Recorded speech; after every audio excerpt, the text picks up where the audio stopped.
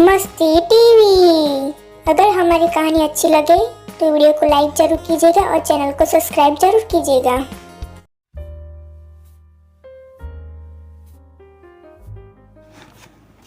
ये कहानी है एक शहर की। शहर से आने जाने वाला एक दूसरा रास्ता था। ये शॉर्टकट पड़ता था। एक दिन की बात है, कृष्ण नाम का लड़का अपनी बाइक लेके शहर से बाहर जा रहा था और वो बहुत शैतान और मस्तीखोर था। डिवाइडर देख के उसे शॉर्टकट लेने का मन किया। उसी रास्ते दूर से जूता पॉलिश करने वाला ये सब देख रहा था। कृष्ण सोचने लगा, क्यों ना आज घर वापस डिवाइडर हटा के शॉर्टकट लेके जाऊं। वो बाइक से नीचे उतरकर डिवाइडर के 2 पत्थर निकाल कर वहाँ से बाइक लेकर शॉर्टकट लेकर तो जाता है। रास्ते में कुछ उसे एहसास होता है जैसे कोई उसके पीछे हो, पर वो ध्यान नहीं देता और अपनी मस्ती में वो बाइक चलाते चलाते अपने घर पहुँच जाता है।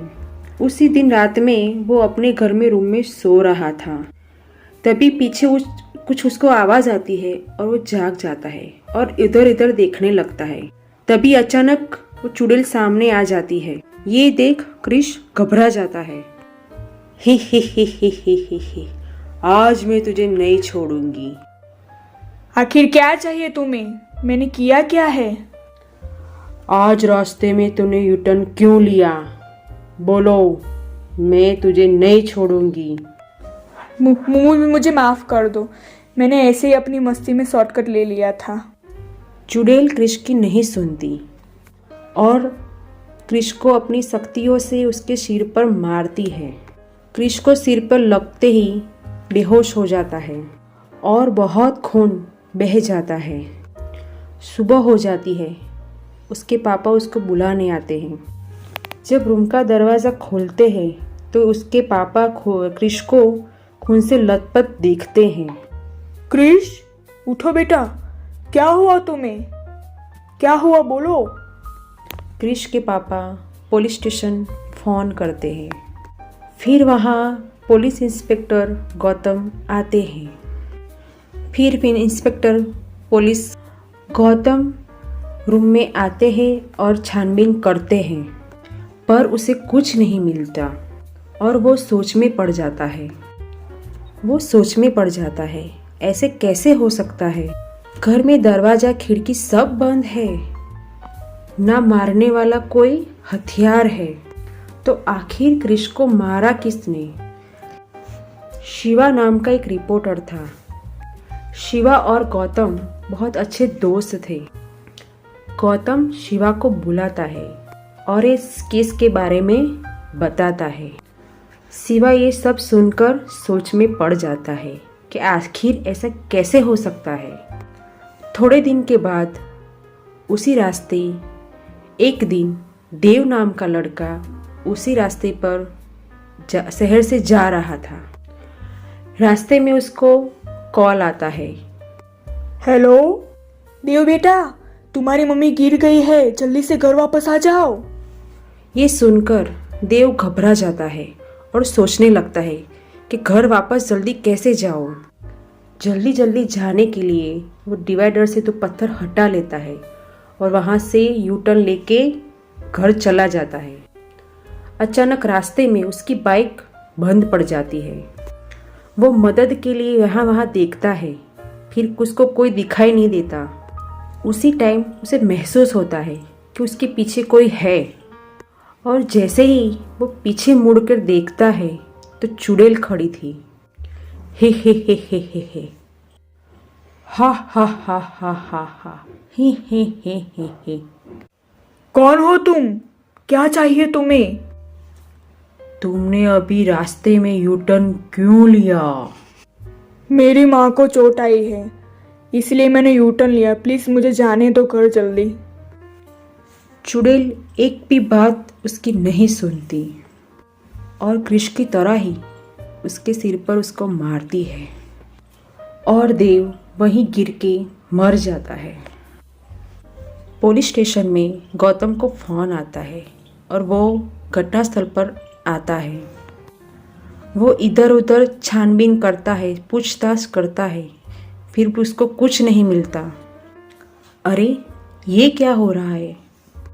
कोई सबूत नहीं मिल रहे हैं। ये क्या हो रहा है? कोई आता जाता नहीं, कोई दिखाई देता नहीं। तो फिर देव को कृष्ण की तरह किसने मारा? वो फिर से शिवा को बुलाता है और सब कुछ कहानी शिवा को बताता है। ये सब सुनकर शिवा बोलता है कि अब मुझे ही कुछ पता लगाना होगा। शिवा छानबीन करता है और पता लगाता है कि कृष घर जाने से पहले इसी रास्ते से निकला था। शिवा देखता है कि सामने बूट पॉलिश वाला बैठा था। उसको जाकर वो पूछने लगता है। तो बूट पॉलिश वाला ने बोला, साहब मैंने देखा था, कृष्ण ने डिवाइडर के 2 पत्थर हटा के यहाँ से शॉर्टकट लेके वो निकला था। जब जब मैंने किसी को ऐसा करके देखा है उसका यही हाल हुआ है। शिवा को कुछ गड़बड़ लगती है। देव और कृष्ण की तरह वो भी सोचता है कि मैं ऐसा कुछ करूं। एक दिन शिवा उसी रास्ते पर गुजरता है और वहीं वैसे ही डिवाइडर का दोनों पत्थर हटा के यहाँ से यू टर्न लेता है। वो आगे जाता है और देव की तरह उसकी बाइक बंद पड़ जाती है। फिर वो इधर उधर देखने लगता है, कुछ दिखाई देता नहीं। अचानक पीछे से आवाज़ आती है, हे हे हे हे हे।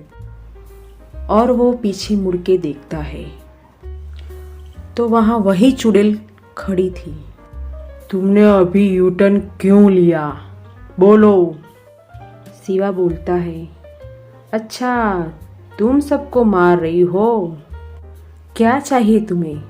क्यों सब कर रही हो? बोलो, मैं तुम्हारी मदद करूं। मैं तुम्हारी आत्मा की शांति के लिए कुछ कर सकता हूं। मेरा नाम कमला है।